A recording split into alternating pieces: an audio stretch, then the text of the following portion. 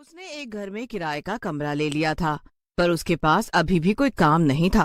वो काफी दिनों से कोई नौकरी ढूंढ रहा था, पर उसे कहीं भी कोई काम पर नहीं रख रहा था। उसे समझ नहीं आ रहा था कि आखिर वो करे तो क्या करे। उसे कुछ दिन सोचने में ही निकल जाते हैं। उसके लाए पैसे भी धीरे धीरे खत्म होने लगते हैं। अब तो मेरे पास थोड़े से ही पैसे बचे, कोई भी काम नहीं मिल रहा है। हे भगवान, अब आप ही मेरी कुछ मदद करो। ये कहकर वो उस रात आराम से सो जाता है। अगले दिन राजू दोपहर तक सोता रहता है। जब राजू उठता है तो दरवाजे पर कोई बेल बजाता है। राजू उठकर दरवाजा खोलता है तो उसके सामने मकान मालिक का बेटा खड़ा होता है। अरे मोहित, तुम इस वक्त यहाँ क्या कर रहे हो? अंकल, आज मेरा जन्मदिन है तो मैं आपके लिए कुछ खाने के लिए लेकर आया हूँ। अरे जन्मदिन बहुत बहुत मुबारक हो तुमको। थैंक यू अंकल, चलो मैं चलता हूँ। राजू खाने की थैली खोलता है तो उसमें पेस्ट्री और चाउमीन होती है। राजू वैसे ही बड़ा भूखा होता है। वो फटाफट प्लेट में चाउमीन निकाल कर खाता है। चाउमीन खाते खाते राजू के दिमाग में आइडिया आता है। अरे क्यों ना मैं ये चाउमीन बेचना ही शुरू कर दूं। इसमें तो कुछ लागत भी नहीं है, बस चाउमीन और थोड़े बहुत मसाले। इसमें तो बड़ी ही कमाई भी होगी और बनाने में भी आसान है। ये तो बहुत ही बढ़िया आइडिया है। कल मैं जाकर सब सामान का इंतजाम कर लेता हूँ और परसों से अपनी चाउमीन की रेडी तैयार। बस राजू फिर बिल्कुल ऐसा ही करता है। सबसे पहले वो एक पुरानी रेडी खरीदता है और उसके बाद चाउमीन के पैकेट और बाकी सब सामान खरीदकर वो सब सेट कर देता है। आखिरकार मेरा काम शुरू हो ही गया। बस कल भगवान का नाम लेकर मैं अपनी चाउमीन की रेडी लगाऊंगा। खूब मेहनत करूंगा और पैसे इकट्ठे करके अपने गांव भेज दूंगा। उसके बाद माँ बाबूजी को कोई भी दिक्कत नहीं होगी।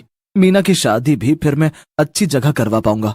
अगले दिन राजू बड़ी ही खुशी खुशी उठता है और सब तैयारी करके निकल पड़ता है अपना चाउमीन का ठेला लेकर।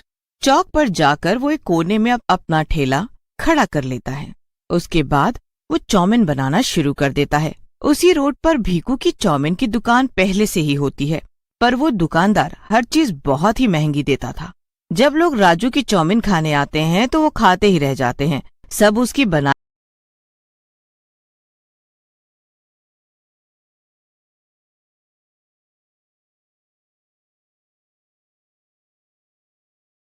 बंदी हो गई है, ऐसा कैसे चलेगा?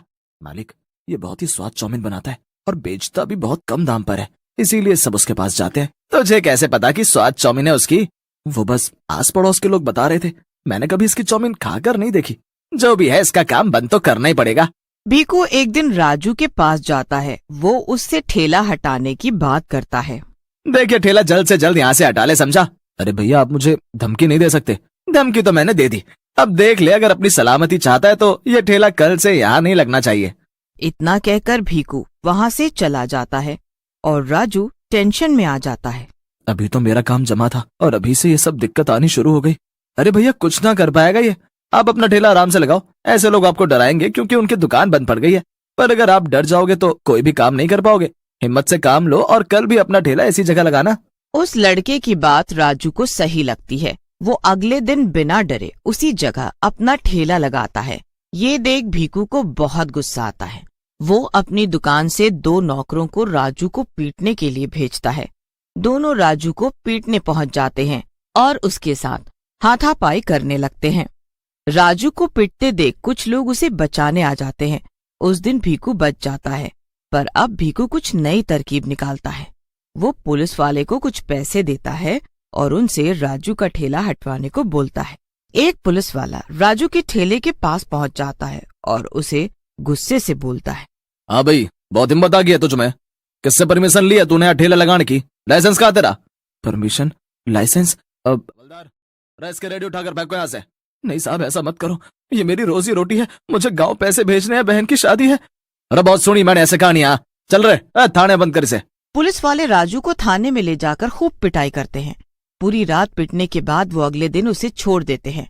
राजू बेचारा इतना पिटने के बाद भी सीधा अपने ठेले के पास पहुंचता। राजू का ठेला बिल्कुल टूटी फूटी हालत में होता है। मेरा ठेला, मेरा सब बर्बाद कर दिया। क्या गलती थी मेरी? ऐसे तो हम गरीब लोग कभी भी काम नहीं कर सकते। राजू रो रहा होता है कि तभी उसकी नजर भीकू पर जाती है, जो बड़ा खुश दिख रहा होता है। राजू समझ जाता है कि ये सब भीकू का ही किया धरा है। मैं सब समझ गया हूँ कि ये सब तुमने ही किया है। आज तुम मुझ पर हंस रहे हो ना? भगवान सब देख रहा है। हाँ तो देखने दे भगवान को भी, हमने कौन सा उन्हें रोका है। राजू रोता हुआ घर चला जाता है और घर जाकर उसके सर में बहुत दर्द होने लगता है कि उसे डॉक्टर के पास जाना पड़ता है। डॉक्टर उसे कुछ टेस्ट करने को बोलते हैं तो पता चलता है कि उसके दिमाग में चोट लग गई है और वो कुछ दिन ही जी पाएगा। राजू बहुत रोता है। राजू बेचारा अब काम नहीं कर पाता। उसकी बहन की शादी तय हो चुकी होती है। उसे हर हाल में गांव में पैसे भेजने होते हैं। राजू अपनी चोट की बात भी घर नहीं बता सकता था और वो बेचारा अकेले ही घुटता रहता है। कुछ ही दिन में राजू की मौत हो जाती है और वो मरने के बाद एक भूत बन जाता है। मीना की शादी के लिए पैसे तो मैं जोड़ कर ही रहूंगा। मरने के बाद ही सही मैं अपना फर्ज निभाऊंगा और इस भीखू से भी अपनी मौत का बदला लूंगा। आज इसकी वजह से मेरी जान चली गई और इसकी वजह से मेरे माँ बाप जिंदगी भर अकेले रहेंगे। उनका बस मैं ही एक सहारा था जो कि इस भीखू की वजह से छिन गया। अगले दिन भूत राजू के भेष में अपनी रेड़ी लेकर निकलता है और वहीं उसी जगह जाकर चौमिन बनाने लगता है। उसके पास हमेशा की तरह भीड़ जमा हो जाती है। राजू के हाथ मशीन की तरह काम कर रहे होते हैं। ये देख भीखू को बड़ा गुस्सा आता है। शाम को अकेले में वो राजू के पास अपने एक नौकर को भेजता है और खुद घर चला जाता है। तुझ में इतनी हिम्मत कहाँ से आ गई और तेरी चोट इतनी जल्दी कैसे ठीक हो गई? इतना पिटवाया था मालिक ने तुझे। इतना कहते ही राजू भूत में बदल जाता है। भूत भूत, अब बोल क्या बोल रहा था? ले पकड़ मेरा गला। जैसे उस दिन तूने मेरे सर पर मारा था वैसे आज भी मार कर दिखा। मुझे जाने दो, मुझे जाने दो। अरे अभी तो तू इतनी हिम्मत दिखा रहा था और अभी इतना डर रहा है। ऐसे बसा थोड़ी आएगा। वो मैंने मालिक के कहने पर मारा था, मुझे छोड़ दो। चल ठीक है, एक शर्त पर तुझे छोड़ दूंगा। क्या क्या? जब तक मैं मना ना करूं तब तक तुझे चौमिन खाते रहने होगी। भूत नौकर के सामने ढेर सारी चौमिन रख देता है। कुछ देर नौकर चौमिन खाता है पर फिर उसका पेट भर जाता है और उससे चौमिन खाई नहीं जाती। भूत के डर से वो नौकर इतनी चौमिन खा जाता है कि उसे उल्टियां होने लगती है। उसकी हालत बहुत बुरी हो जाती है। उसका पेट फटने को हो जाता है। भूत उसे ऐसी हालत में सड़क पर छोड़कर गायब हो जाता है। उसके बाद कुछ लोग उसे ऐसे देखते हैं और हॉस्पिटल में एडमिट कर देते हैं। अगले दिन भीखू को पता चलता है कि उसका नौकर हॉस्पिटल में है और राजू ने फिर से चौमिन का ठेला लगा रखा है। ठेले पर पहले से भी ज्यादा भीड़ है और उसकी खूब कमाई हो रही है।